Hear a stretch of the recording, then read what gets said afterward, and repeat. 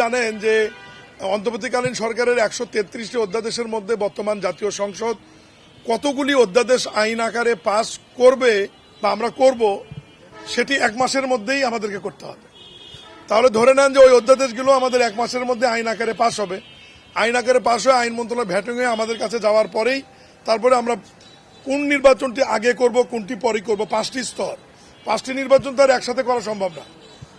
অর্থের ব্যাপার আছে, ব্যয়ের ব্যাপার আছে, নির্বাচনী প্রক্রিয়ার ব্যাপার আছে, এখানে নির্বাচন কমিশনের ইচ্ছা অনিচ্ছার ব্যাপার আছে।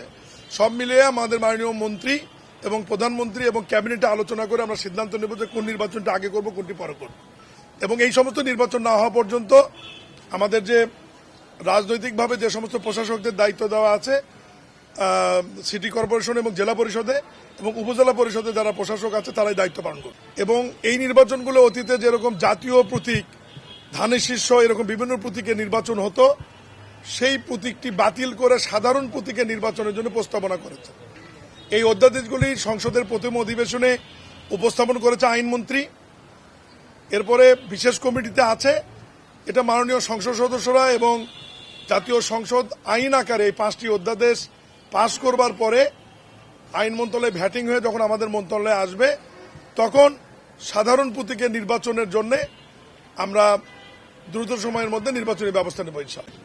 আমরা এটা করতে চাই, কিন্তু একটু আইনগত জটিলতার কারণে একটু সময় লাগছে।